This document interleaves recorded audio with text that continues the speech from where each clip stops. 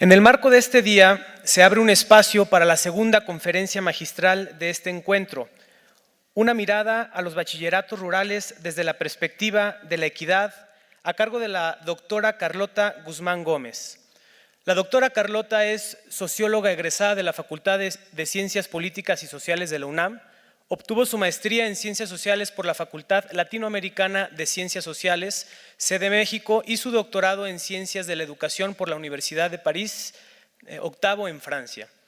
Actualmente es investigadora titular del Centro Regional de Investigaciones Multidisciplinarias de la UNAM y es miembro del Sistema Nacional de Investigadores Nivel 2. Ha desarrollado una línea de investigación en torno a los jóvenes y a los estudiantes que la ha llevado a incursionar en sus valores, preocupaciones y puntos de vista.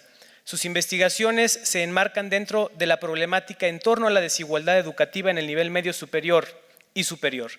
Cuenta con 4 libros publicados, además de numerosos artículos y capítulos del libro. Antes de cederle la palabra a la doctora, les recuerdo que tendremos un espacio de preguntas y respuestas. Tenemos a unas compañeras edecanes que portan unas tarjetas. Quien desee hacer una pregunta, solicite la tarjeta levantando su mano.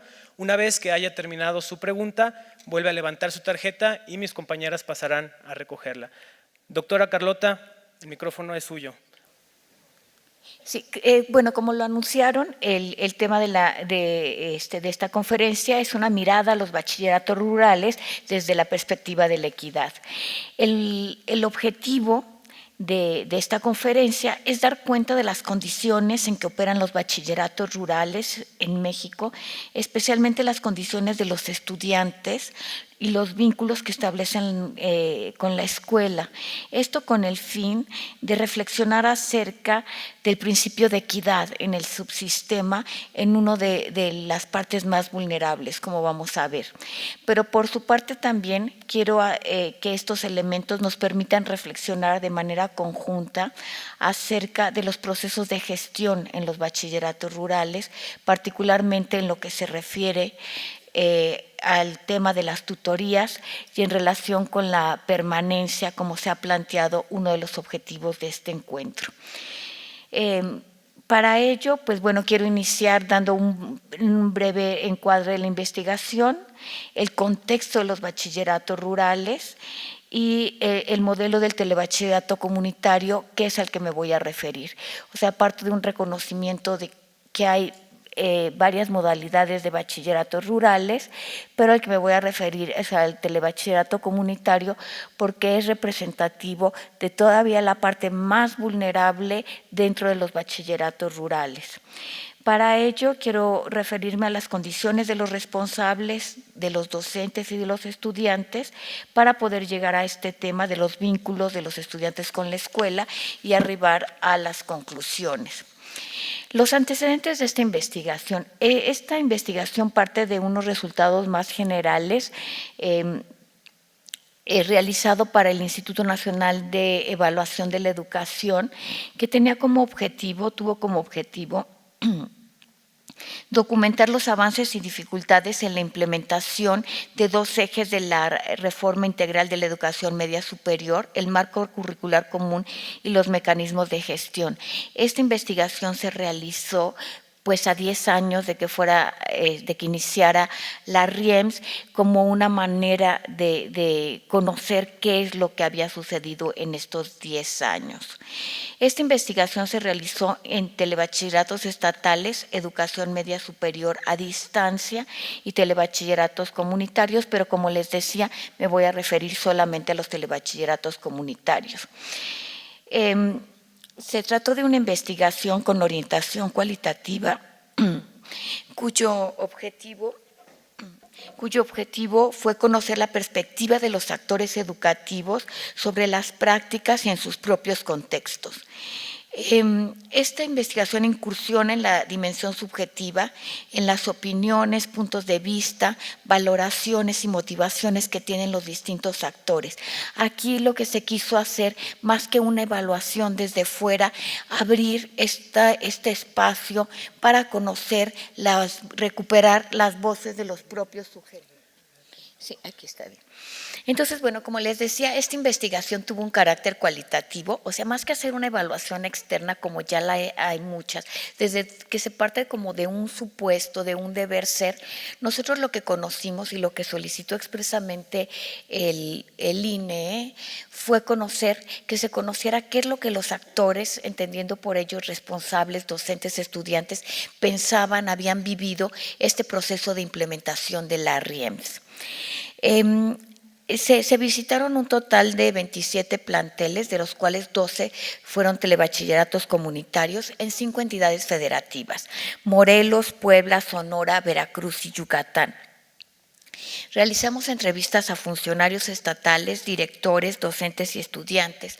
El trabajo de campo fue de febrero a mayo de 2017. Pero bueno, para poder entender lo que sucede en los bachilleratos rurales, que es de especial importancia para mí en este foro, pues que es una parte del sistema de educación media superior muy importante que poco se conoce.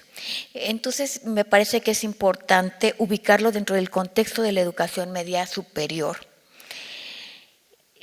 Los problemas de la educación media superior son bastante conocidos y documentados, como la heterogeneidad del propio sistema, un problema de cobertura, de permanencia y de calidad. Sin embargo, podríamos decir que en los bachilleratos rurales el problema de la cobertura y de la calidad es todavía muchísimo más grave que lo que sucede en el subsistema completo.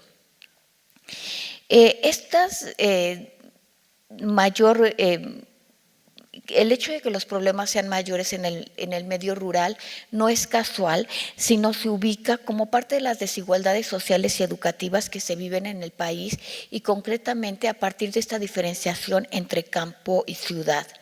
Para poner este ejemplo, voy a mencionar algunos datos. Por ejemplo, en cuanto a la cobertura, en 2011 del grupo de edad entre 15 y 17 años que cursaban la educación media superior, en el medio rural solo 36% estaban cursando, en contraste con 63% en el medio urbano. O sea, la diferenciación en cuanto a la cobertura es muy amplia. Por otra parte, los resultados menos favorables son en cuanto a la calidad educativa, que se ubican en el medio rural. Esto lo podemos ver a partir de los resultados de Planea. Yo sé que los resultados de Planea son resultados agregados, pueden ser muy cuestionables, pero los datos son muy contundentes. Por ejemplo, en matemáticas, cuando la media nacional era del 66%, para los niveles de matemáticas, en telebachilleratos comunitarios el 82% de los estudiantes se ubican en los niveles más bajos. En el caso de comunicación y lenguaje, el 61% de los telebachilleratos comunitarios presentan los resultados más bajos. Ahí la media nacional era de 34%, pero en 61 de telebachilleratos comunitarios. Entonces, si se puede hablar de un problema de calidad en cuanto a los resultados a nivel nacional, estos son muchísimo más graves en el medio rural. En el único aspecto en el que los indicadores están mejor en el medio rural es en permanencia. En cuanto a la permanencia escolar, que bueno, puede medirse a través de los menores índices de abandono. En el medio rural hubo para el periodo también 2011-2012 un 11.9, en contraste con el 15.2 en el medio urbano. Esto, como lo vamos a ver más adelante, se asocia que en el medio rural está implementado el programa Prospera, que incluye becas para aquellas familias que tienen estudiantes inscritos en el sistema educativo mexicano. Entonces, este hecho de contar con las becas y por la necesidad de que las familias tengan este ingreso, hace que los estudiantes permanezcan. Pero bueno, cerrando este punto, podríamos decir que los problemas de cobertura y de calidad son muchísimo más graves en el medio rural. Ahora, para acercarnos a la organización del telebachillerato comunitario,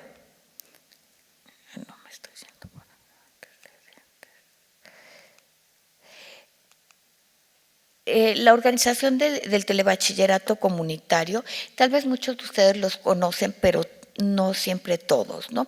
Entonces lo voy a mencionar de manera muy breve. Fue un programa federal creado en 2013 con el objetivo de ampliar la cobertura en la educación media superior. Se implementó este programa de telebachilleratos un año después de que fuera decretada la obligatoriedad de la educación media superior en 2012. Se encontró que los niveles más bajos de cobertura se encontraron en las localidades menores de 2.500 habitantes y por tanto tendría que ser una población especialmente importante para ampliar los niveles. Este programa se dirigió a las comunidades menores de 2.500 habitantes que no tuvieran ningún plantel de educación media superior a 5 kilómetros a la redonda. Actualmente se encuentra con 3.310 planteles y con una matrícula de 131,000 estudiantes. O sea, de 2013 para acá, pues bueno, ha habido una ampliación de este programa. Este programa se planteó como un programa de bajo costo que aprovechara la infraestructura existente, concretamente las telesecundarias y en contraturno, o sea, las telesecundarias que operaban en la mañana, se abrió como una especie de turno vespertino para el telebachillerato. Esto ha dado lugar a que se generen conflictos entre directores de telesecundarias y con los del telebachillerato, porque pues bueno, de repente se vieron obligados a compartir su espacio, lo que consideraban sus propias instalaciones, su equipo, material. Entonces esto no siempre fue posible y lo que se hizo fue entonces en determinados casos utilizar otras instalaciones que bien podrían ser oficinas que ya no se estuvieran utilizando, kioscos de las localidades, bodegas, pasillos de oficinas municipales, en fin. Estos telebachilleratos se abren con 12 alumnos en promedio y en general hay 30 estudiantes por plantel. Este es un modelo, es un sistema presencial en donde la parte de tele le queda por la utilización de las telesecundarias, pero bueno, es completamente presencial, pertenece al bachillerato general y se basa en el currículum del bachillerato general y por tanto en el enfoque por competencias. Se hicieron algunas adecuaciones bastante interesantes al programa, como fue que tuvieran un enfoque intercultural, el desarrollo de un proyecto formativo y el desarrollo de un proyecto comunitario en lugar de formación profesional. La planta docente se compone por 3 docentes, o sea, son planteles en realidad muy, muy pequeños, con 3 docentes. De estos 3 docentes, uno funge como responsable del propio plantel y además que por docente, porque están contratados por 20 horas y el responsable por 30 horas, pensando en que dedicaría 10 horas para la gestión. Y cada uno de ellos está encargado de las 3 áreas que componen el bachillerato: matemáticas y ciencias experimentales, lenguaje y comunicación, ciencias sociales y humanas, y a cada docente le corresponde impartir todas las asignaturas que comprende esa área. Una de las modalidades del telebachillerato comunitario, que podríamos empezar a ver las desventajas, es que no se imparten actividades paraescolares, esto es, actividades artísticas y deportivas que están contempladas en el currículum del bachillerato general. En cambio, son los propios docentes quienes de manera informal y a partir de sus propias capacidades y su propia disposición del tiempo imparten. Por ejemplo, si a algún docente le gusta el fútbol, bueno, pues pone a los estudiantes a jugar fútbol, alguien sabe baile, pues les pone el baile, pero no como una actividad propia del currículum enfocada a desarrollar estas competencias artísticas y del desarrollo de cuestiones referidas a la salud. Este es un servicio gratuito, se ofrece en libro de textos y el 50%, el primer año, el gobierno federal ofrece el 50% del pago a los docentes, el otro 50% le corresponde a las entidades federativas y así como todo lo que tiene que ver con el mantenimiento, insumos. Es decir, así como que fue como el primer gancho para que se abrieran y después, en realidad, a partir del siguiente año, todo le corresponde a las entidades federativas, por lo que se ha observado un desarrollo desigual de acuerdo al propio interés que tienen cada uno de los gobiernos estatales en impulsar esta modalidad y el peso que le otorgan a la educación. Lo que ha sucedido es que el presupuesto es insuficiente y esto se ha transferido a los propios padres de familia por medio de colegiaturas, a pesar de que se diga que es un servicio gratuito, para poder sobrevivir y poder pagar como los gastos necesarios a los apoyos comunitarios y municipales, locales o municipales. Es decir, este servicio descansa en gran parte el peso en los apoyos de padres de familia, de autoridades locales y municipales. Entonces, en este marco que les acabo de describir es que se da la gestión escolar. La gestión escolar, a partir de la reforma integral de la educación media superior, se planteó como uno de los ejes de la reforma.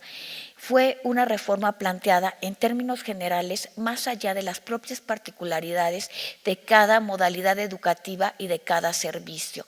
Entonces a los telebachilleratos comunitarios pues les tocaron asumir, aun cuando tenemos que ubicar que el telebachillerato comunitario surge 5 años después de que fuera decretada la reforma.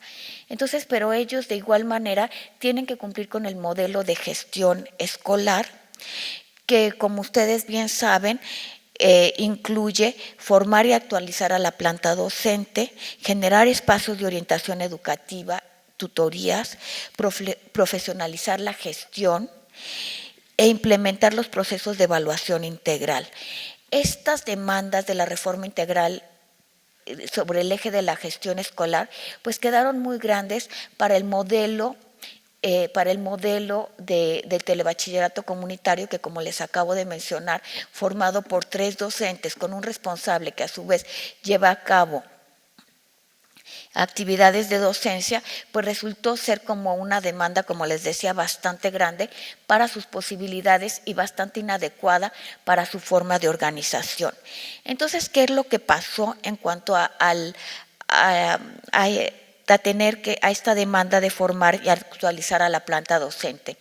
Que al estar 5 años después de la reforma, pues ellos ya no tuvieron las posibilidades había pasado ya el boom de Profordens, Profordir, y pues bueno, quienes pudieron, algunos directores que venían de otros planteles y se pudieron formar, pues bueno, ellos pudieron tener esa formación.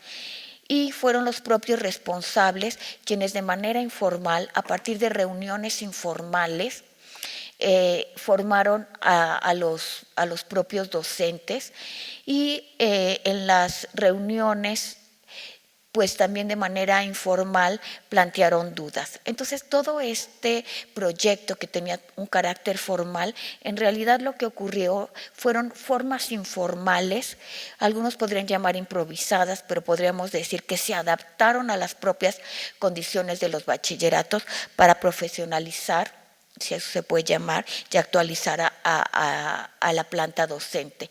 Las posibilidades de poder formarse asistir a cursos y todo fueron muy limitadas. En cuanto a generar espacios de orientación educativa, esta demanda también les vino demasiado grande, porque con estos docentes, como vamos a ver más adelante, están contratados por 20 horas, por honorarios, que no alcanza a cubrir el tiempo requerido por las propias asignaturas. Así que encima realizar como tutorías pues no fue posible. La manera como se organizaron estos telebachilleratos comunitarios fue pues de cada uno de los 3 docentes responsabilizarse por cada grupo de cada nivel, primero, segundo y tercero, como tutor de grupo. Y la manera en que las tutorías se llevaron a cabo fue a partir de cuestiones administrativas como calificaciones, relaciones con padres, pero de manera informal. Y a partir de que eran grupos, como les decía, de 12 estudiantes, de manera informal ellos llevaron tutorías y llevan las tutorías de una manera realmente pues de admirar. A partir se dan cuenta ellos cuando un estudiante va mal, se dan cuenta cuando un estudiante no ha asistido, tienen el WhatsApp, están si alguien faltó, se comunican con los padres. Es decir, no siguen todo un protocolo ni un programa formal, sino formas que tienen que ver también con las propias relaciones comunitarias que se establecen, pero el seguimiento que se le da a los estudiantes pues es muy cercano y también a partir de ahí se explica que la permanencia es mejor que en los bachilleratos urbanos, que muchas veces tienen una matrícula mucho más amplia, que las relaciones no son cercanas, que los docentes no conocen a los estudiantes. Entonces, en estas condiciones de gran precariedad, el esfuerzo que hacen los docentes, no solo para llevar a cabo las actividades propias de la impartición de asignaturas, sino también la de tutorías, pues es admirable. Por otra parte, también dentro del programa de gestión escolar se tenían contempladas reuniones académicas, los colegiados. Ellos dicen, nosotros no podemos hacer colegiados, o sea, nosotros nos reunimos en los descansos, en los tiempos libres, pero sobre todo en los trayectos. Nuestras verdaderas reuniones de colegiados son cuando vamos del plantel a la localidad, porque estos bachilleratos están alejados de su lugar de residencia, entonces suelen darse aventones y dicen, ahí están nuestras verdaderas reuniones de colegiados, cuando hablamos de los estudiantes, cuando vemos cuáles van a ser nuestros planes. En ese mismo sentido, también como parte de la gestión escolar, estaba contemplado la evaluación, los planes de mejora continua. Ellos dicen, bueno, nosotros no podemos ni estamos en condiciones de hacer planes de mejora continua anuales. Nosotros vamos resolviendo el día a día con lo que tenemos y con lo que se nos presenta como más grave. Entonces aquí lo que podemos ver en estos telebachilleratos comunitarios es cómo a partir de condiciones particulares se adecúan estos procedimientos que están planteados a nivel formal y contemplando como si todas las instituciones fueran iguales y tuvieran que llevar a cabo los procesos de la misma manera. Entonces podemos decir, en conclusión, que hay ciertos procesos de implementación en donde son los mecanismos de manera informal que descansan en gran parte en la iniciativa de los propios directores y de los propios docentes para poder llevar a cabo estos procesos.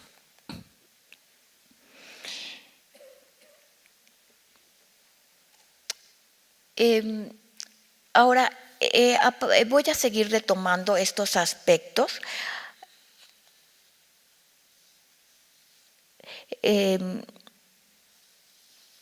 estos aspectos de la gestión escolar que se van a quedar también como mucho más claro cuando veamos cuáles son las condiciones que tienen los propios docentes y cuáles son las condiciones que tienen los propios estudiantes, que también se alejan como de este perfil ideal que se tiene de la educación media superior, que parten, o sea, todo el trasfondo en la reforma es un perfil ideal del docente de tiempo completo que tiene una plaza, que tiene prestaciones laborales y que pues bueno, vamos a ver que no es así, ¿no?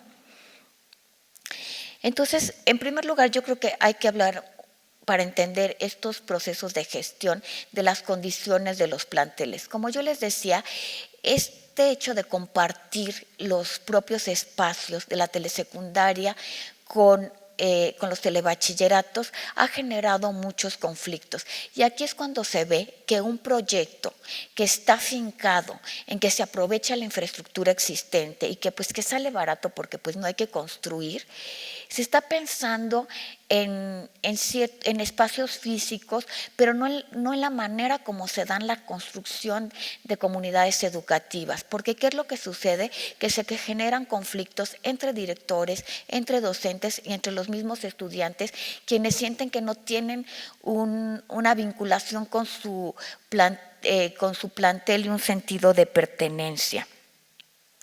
Por otra parte, también cuando se les presta solamente parte de los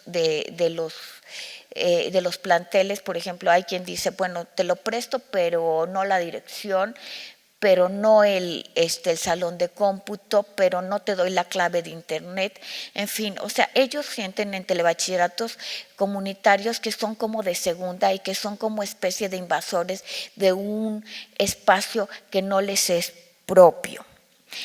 Entonces, todos los procesos de enseñanza y aprendizaje se llevan a cabo en condiciones de alta precariedad, falta de equipo, falta de material educativo, de instalaciones adecuadas cuando estas son prestadas y pues problemas como sí, efectivamente los libros de texto son gratuitos, pero pues se tardan en llegar porque las comunidades están alejadas. Este es el marco contextual que nos explica de alguna manera esto de cómo es que se da la gestión escolar en planteles con determinadas condiciones. Ahora, si nos vamos a las condiciones laborales de los docentes, como les decía, ellos están contratados por honorarios. Este hecho de que estén contratados por honorarios significa que no tienen prestaciones laborales, que no tienen certeza laboral, porque se tienen que ir renovando sus contratos cada 6 meses. Y pues esto no les permite tener como una certeza, como construir un proyecto más amplio. Por otra parte, a partir de lo que yo les mencionaba, estas 20 horas que están contratados los docentes, pues no les alcanza, uno, para cubrir las propias horas que están dentro del currículum, pero pues mucho menos para realizar aparte, como yo les mencionaba, las actividades paraescolares y todo lo que tiene que ver con la gestión escolar, con las tutorías, con la participación en reuniones colegiadas, más con todas las actividades que ustedes muy bien conocen que se derivan de cualquier plantel educativo. Entonces lo que sucede es que trabajan muchísimo más horas de las que están contratadas, viven lejos de las comunidades, por lo tanto también es tiempo que invierten en el traslado, gastos en estos traslados. Entonces, pues si no fuera por el compromiso y la entrega que tienen estos docentes, pues simple y sencillamente pues no funcionarían. Ahora, en cuanto a la formación de los docentes, la mayoría, y al ser un programa joven, de los docentes de telebachillerato comunitario son jóvenes recién egresados de la licenciatura.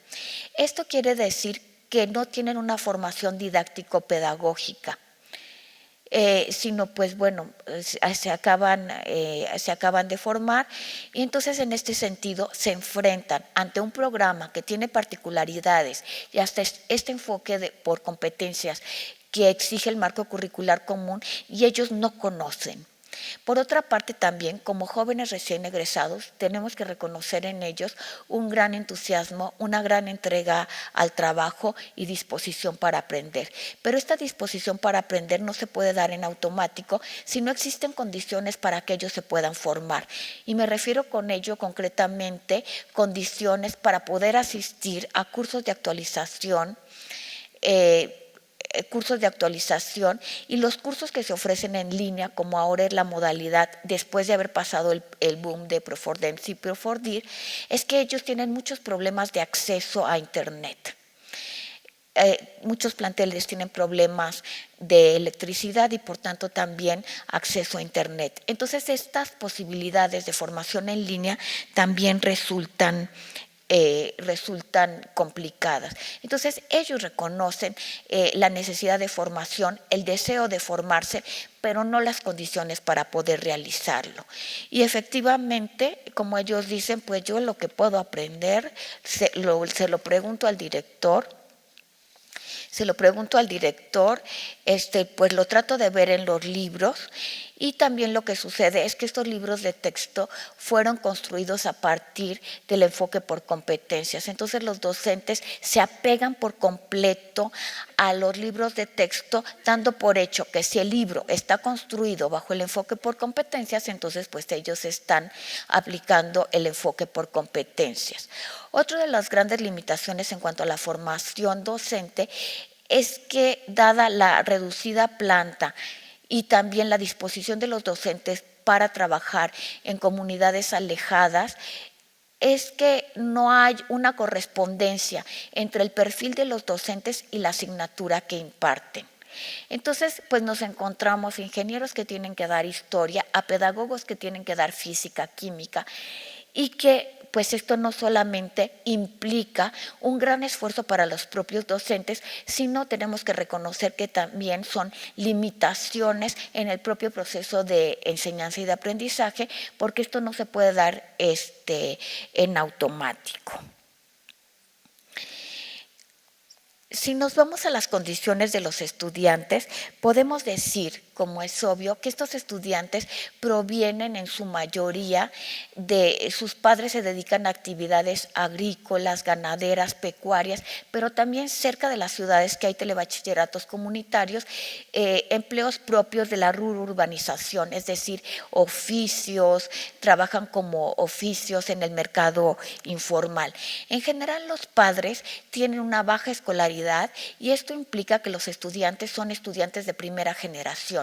Esto es, que son los primeros en acceder a la educación media superior y por tanto no cuentan con el apoyo de los padres para tareas académicas, para la toma de decisiones educativas y pues ellos no tienen tampoco referentes acerca de la educación.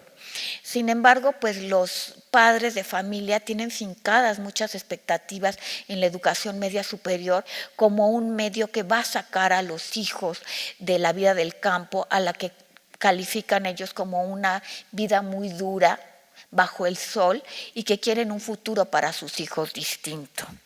Estos estudiantes, yo siempre lo he mencionado, desde mi punto de vista tienen triple jornada.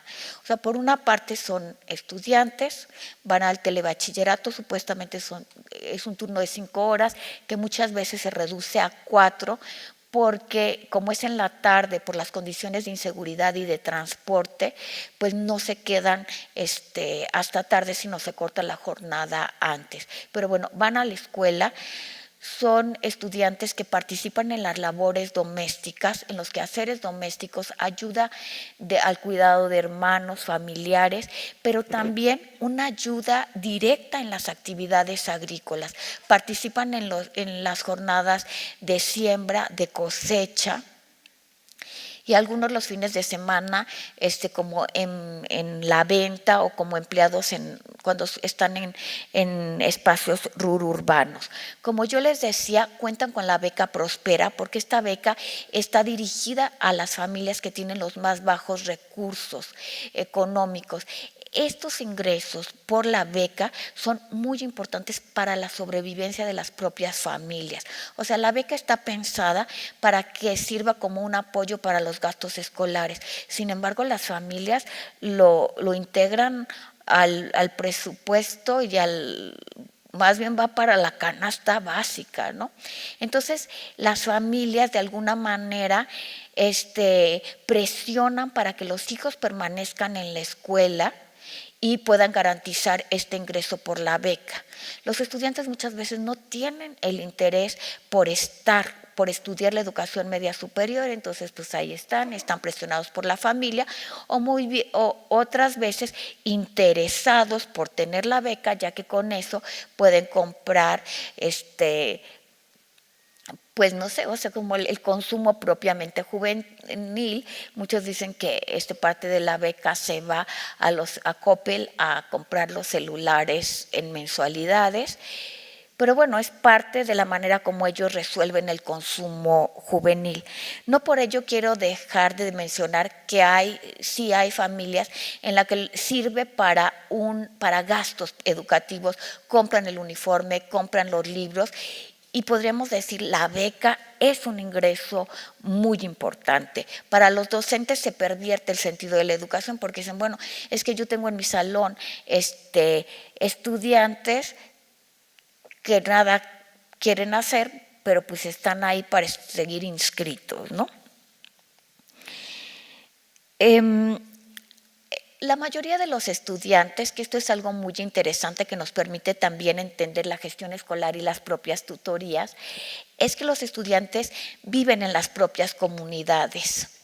Y si ellos si no existiera el telebachillerato comunitario, ellos no podrían acceder a la educación media superior.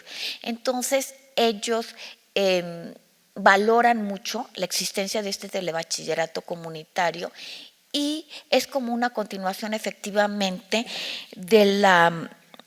es una continuación de la telesecundaria, pero lo que nosotros identificamos fue la construcción de rutas de precariedad, o sea, que inician con CONAFE, concursos comunitarios de CONAFE, siguen con escuelas multigrado, de ahí se van a telesecundarias y después se van a telebachilleratos comunitarios y algunos que pueden continuar los estudios van a universidades interculturales. Esta ruta de precariedad no es una ruta elegida, sino a partir de lo que se le ofrece a los propios estudiantes. Ahora, en cuanto a las dinámicas que se generan al interior de la escuela, podemos decir que en general son jóvenes conectados a red, no tiene que ver con ese esquema que tenemos del joven rural. Son jóvenes que dentro de sus posibilidades están conectados a red, aunque no tengan ellos conexión a internet en su casa, saben perfectamente cuáles son las casas en donde hay Wi-Fi y todos se reúnen afuera y se conectan al Wi-Fi de él. Entonces, y ellos de hecho están más interesados como en lo que ocurre en redes sociales, en lo que subieron a Instagram, que en las propias actividades académicas. En general se podría decir, y eso es lo que mencionan los docentes, que los niveles de violencia no son muy graves. Sin embargo, yo tengo mis dudas y más bien pienso que está un poco naturalizado. A partir de las propias dinámicas de violencia que se da en familias efectivamente muy tradicionales, pues no se visibiliza como un problema la violencia. Los docentes mencionan problemas de alcoholismo, embarazos muy tempranos, y cuando les digo tempranos, son niñas, porque no hay otra manera de llamarlas, que salen de la secundaria y ya tienen embarazos y durante el bachillerato son bastante frecuentes. Hay consumo de drogas, aunque no tan ellos dicen no tan graves como en el medio rural. En general, la construcción, las representaciones que tienen los docentes de los jóvenes rurales son como jóvenes, ellos le dicen, ay, pues son menos maleados, menos maleados que en la ciudad, son nobles. Los ven como jóvenes vulnerables, en donde destacan más como sus deficiencias que sus potencialidades. Efectivamente, esta construcción tiene que ver con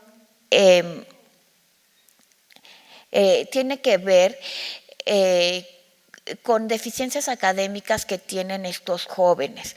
Cuando hablo de deficiencias académicas, me estoy refiriendo a problemas en la lectoescritura, en la realización de operaciones básicas. Entonces, en ese sentido, pues bueno, el interés que ellos pueden tener por los estudios no es, pues no hay muchas posibilidades. O sea, si no tienes así como que las bases, ¿cómo te puede interesar cuestiones como que para ellos el currículum del bachillerato es como muy elevado para las propias condiciones y el propio nivel que ellos tienen? Y aquí, que es una de las paradojas que nosotros encontramos en la investigación, por una parte, ellos se sienten muy orgullosos de ser estudiantes de bachillerato porque pues son los primeros de su familia, pero también de la comunidad. Pero este orgullo no corresponde con el interés por el estudio. O sea, lo que les gusta de asistir a la escuela, sí les gusta asistir a la escuela, pero para la relación con los pares, como lo documentan muchas investigaciones, porque es como también ellos, al tener grupos que vienen desde pequeños, pues tienen círculos con relaciones de amistad como muy estrechas y es como un nuevo espacio de convivencia.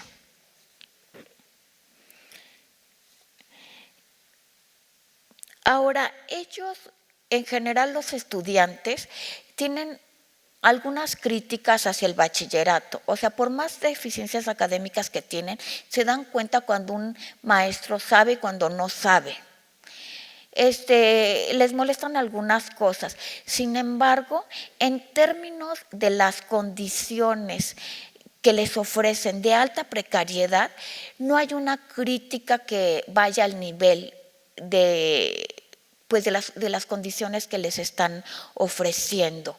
Es decir, al ser también estudiantes de primera generación y también las familias, al tener a sus hijos por primera vez en la educación media superior, generan un sentimiento como de agradecimiento porque les pusieron un telebachillerato ahí, más que una demanda en términos del derecho a la educación a la que tienen los jóvenes, de la obligatoriedad que fue decretada en la educación media superior.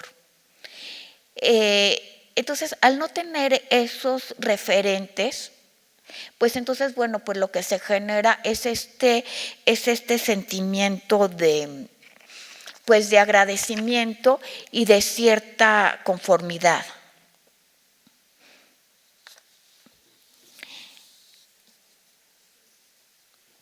Otra de las cuestiones que nosotros encontramos, o sea, como que este paso, me voy a ir a jóvenes y escuelas, sí, este paso entre que tenemos, no sé, los que nos formamos en generaciones mucho más atrás, esta idea que teníamos de la secundaria y el paso al bachillerato como un cambio, muchos estudiantes refieren, ¿no? Ese de la secundaria, que era un espacio controlado, pues bueno, entré al bachillerato o a la prepa, como ellos le dicen, y pues bueno, aquí hay mucho más libertades, es una escuela mucho más grande. En bachilleratos rurales este cambio no se da entre secundaria y bachillerato. Podríamos decir que es una continuidad del mismo modelo. Y de hecho, este término tele, que se aplica a la continuación de la telesecundaria, pues es lo más textual que existe, porque pareciera que continúan en la secundaria, no solamente porque siguen en las mismas instalaciones, sino porque también sigue siguen en las mismas instalaciones, pero ahora como estudiantes de segunda, porque ahora son los intrusos. Siguen con los mismos compañeros, pero también prevalece un modelo disciplinario que no cambia en relación al modelo de secundaria. En términos de disciplina, es la misma disciplina de nivel secundaria, se les exige el uniforme, la hora de entrada, la hora de salida, no pueden salir en el transcurso de la jornada escolar, sino tienen que permanecer ahí.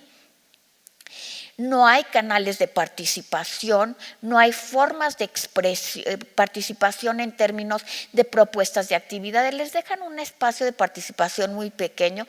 Ay, que sí, el tema para la ofrenda, ¿no? Ahora para Día de Muertos, o pues de cómo quieren la clausura, pero no en términos de la participación en la manera de afrontar los problemas que se generan, en la forma de organización de las actividades.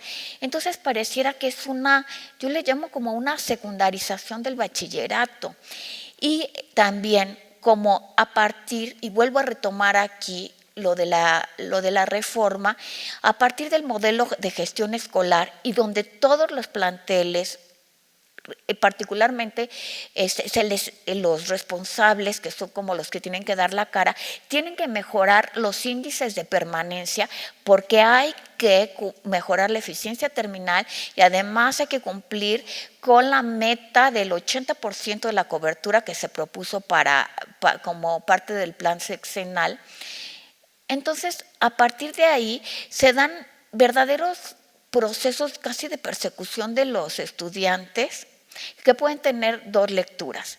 Por una parte, efectivamente, sí se mejora la permanencia, no es tan fácil escapar a los jóvenes de la escuela, porque son comunidades pequeñas, porque todo mundo se entera, porque si no van a la escuela también se enteran. Pero entonces, en este sentido, este modelo de gestión escolar, bajo las características de comunidades pequeñas y de escuelas pequeñas, ha llevado como a lo que yo les decía, se le podría llamar eufemísticamente seguimiento, pero igual se le puede poner persecución, o sea, los jóvenes, en donde lejos de fomentar procesos de autonomía, que se supone que son parte de las competencias genéricas, lo que se les hace es como de ir a la escuela a fuerza, más allá de los propios intereses por los procesos de enseñanza y aprendizaje.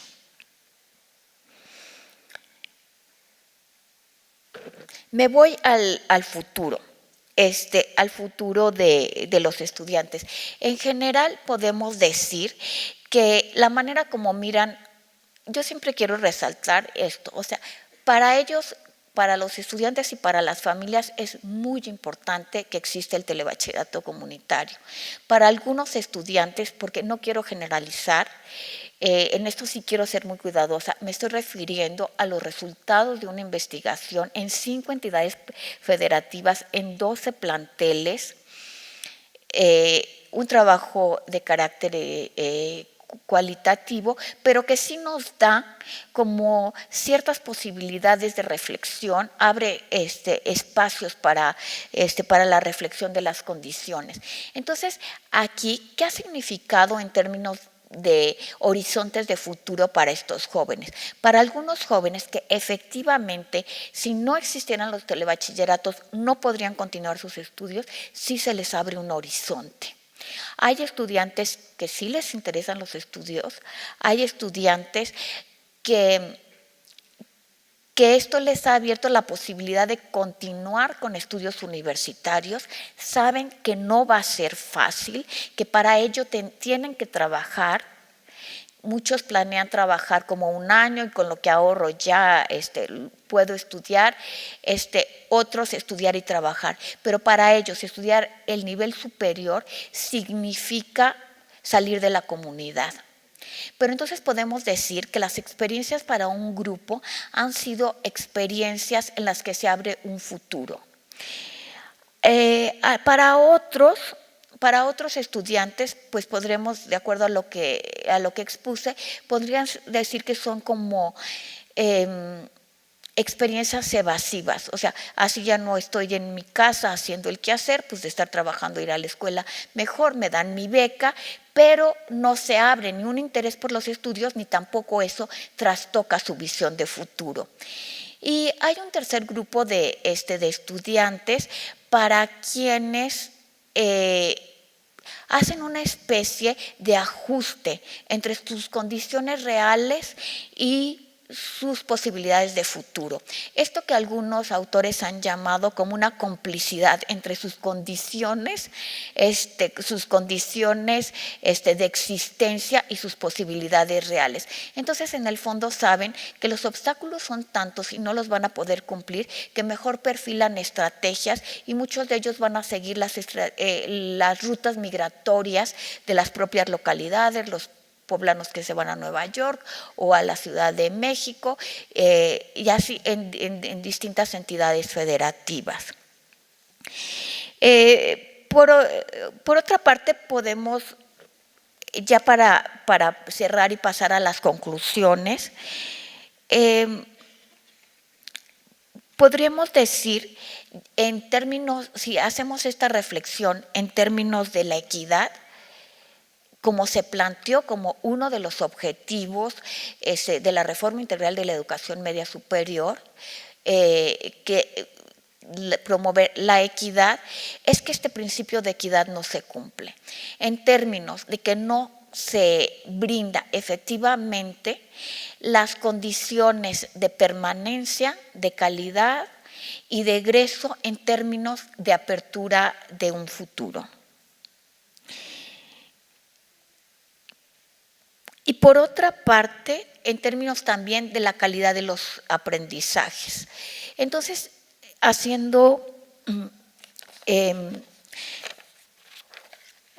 pensando en términos de qué implica la equidad, que sería dar condiciones igual, que todos tuvieran un piso, del mismo piso del que partir, se está dando como las condiciones, las menores condiciones a quienes más lo necesitan, que efectivamente es lo contrario de una perspectiva de equidad.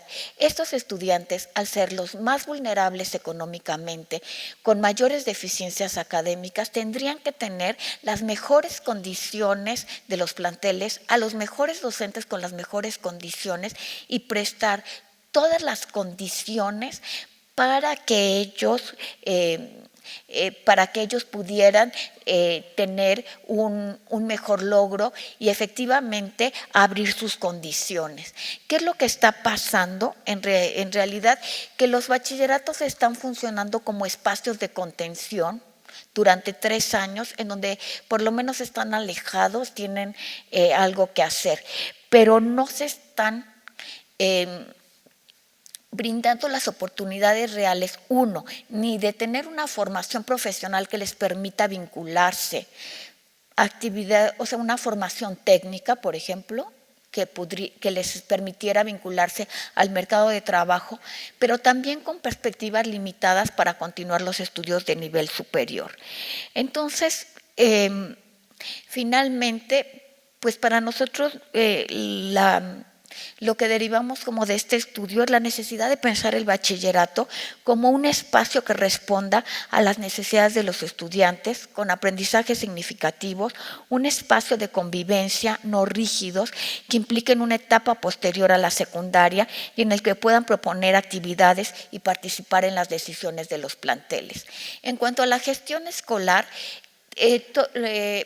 nuestros hallazgos lo que nos llevan es a pensar y a reiterar que estas medidas generalizantes, como uno de los pilares, la gestión escolar, que tiene que contener tales y cuales puntos, no se pueden cumplir en los distintos tipos de planteles, porque no todos los planteles tienen las mismas condiciones ni los mismos recursos, pero tampoco las necesidades. Entonces, estos modelos de bachilleratos rurales mucho más alejados, con plantas docentes mucho más pequeñas, con estudiantes con mucho más necesidades, tendrían que tener modelos de gestión mucho más apropiados a estas características. Y pues bueno, yo con esto concluyo. Muchas gracias.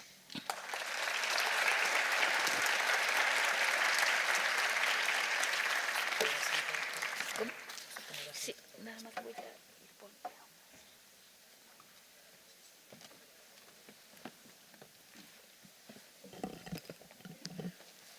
Agradecemos la participación de la doctora Carlota Guzmán Gómez.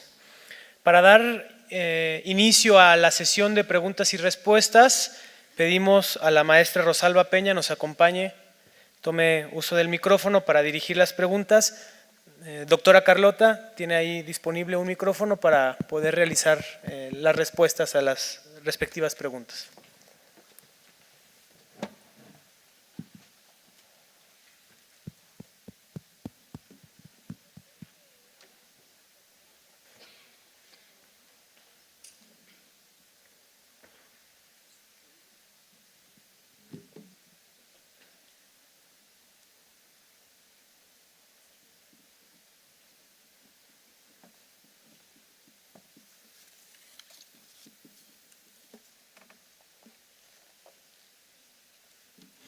Bueno, pues agradecemos mucho la participación. Yo creo que es muy ilustrativo y debemos considerar pues nuestras realidades, ¿no?, a lo que nos enfrentamos día a día.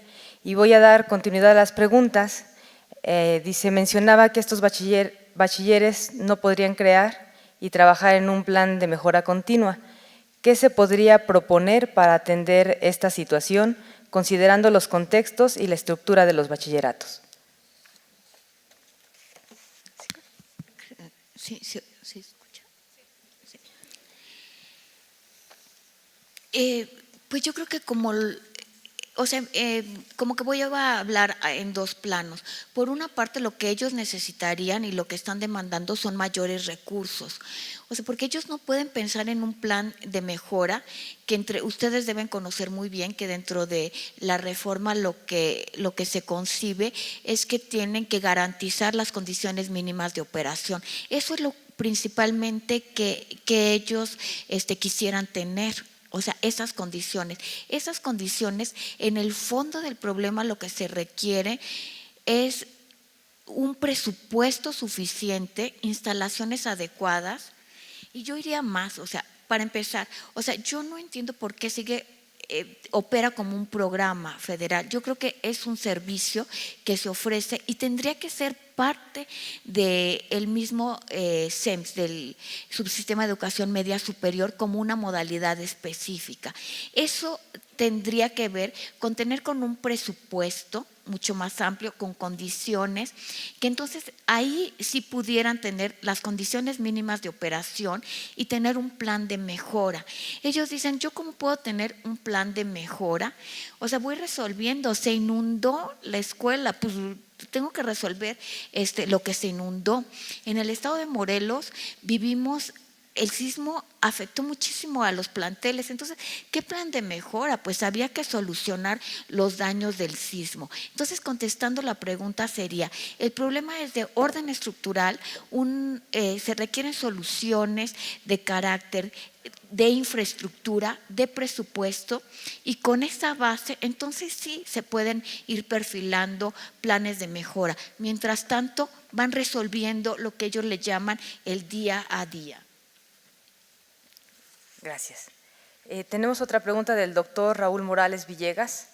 Dice, en estos contextos rurales vulnerables, donde la permanencia depende de factores macrosociales de riesgo, muy lejos de los factores individuales, ¿cuál es el papel de la tutoría?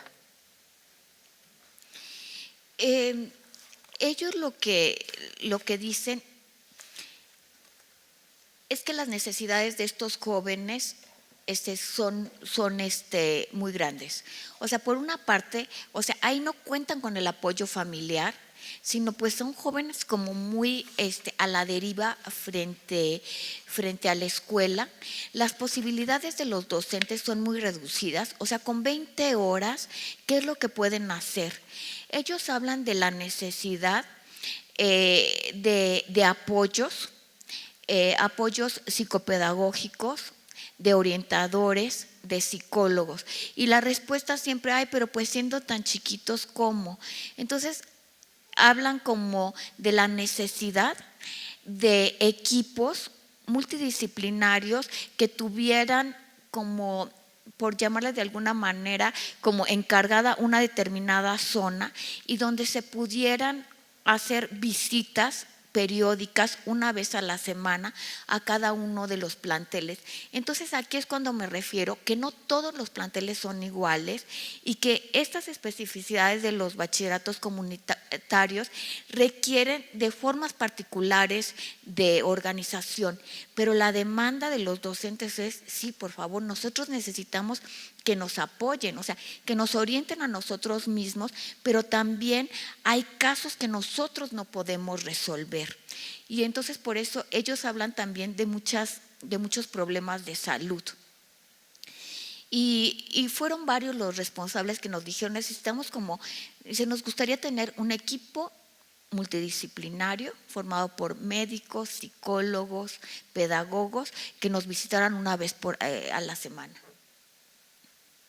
Gracias. Aquí vienen otras preguntas. Dice, lo que señala como relaciones comunitarias puede significar una ventaja en el acompañamiento tutorial, y a la vez nos preguntan, bueno, si se conoce el porcentaje de ingresantes a educación superior proveniente de los telebachilleratos, ¿cuáles son los retos que enfrentarían los tutores de nivel superior con los estudiantes que provienen de los telebachilleratos? Sí, aquí no hay cifras. También tiene que ver con lo reciente del programa. Porque el programa se creó en 2013. La primera generación egresó en 2016. Entonces, en realidad es como muy poco el tiempo y lo que se requiere son estudios de seguimiento de egresados de los bachilleratos comunitarios, pero bueno, no sé, a veces yo creo más en la intuición de los propios docentes, no sé por qué, o sea, cuando les preguntábamos ¿qué tantos estudiantes logran ingresar? Todos te dicen como un 30%. O sea, no sé cómo se construye la cifra, pero lo que es un hecho es que es como que circula como una verdad generalizada. Esto hay que saberlo. Ahora, efectivamente, el reto para los tutores de educación superior son de nivelación. O sea, para empezar, o sea, si ellos logran ingresar a la educación superior, van a ser estudiantes foráneos, porque simple y sencillamente en las propias localidades no hay instituciones de educación superior.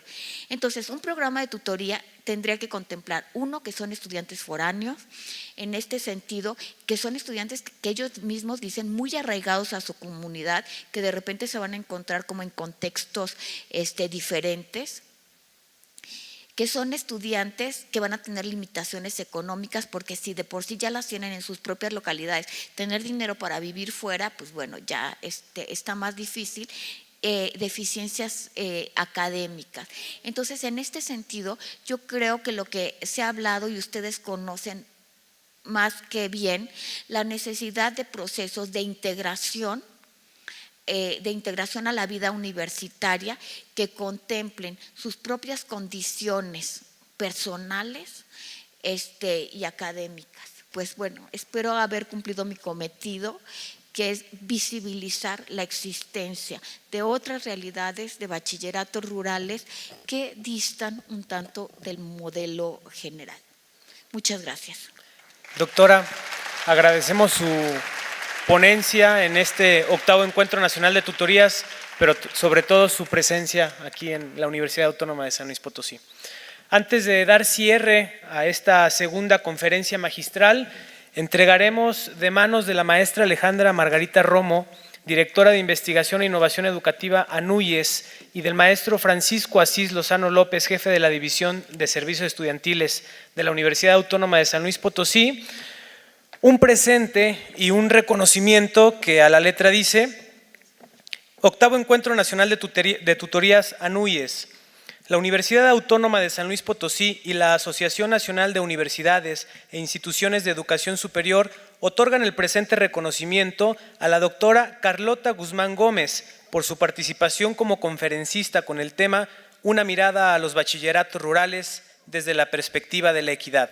Dentro del 8º Encuentro Nacional de Tutoría, Innovación para la Permanencia con Equidad Educativa, que se efectuó del 29 de octubre al 1 de noviembre. San Luis Potosí, noviembre de 2018. Atentamente, siempre autónoma por mi patria educaré. Firma el maestro en arquitectura, Manuel Fermín Villarrubio, rector de la Universidad Autónoma de San Luis Potosí.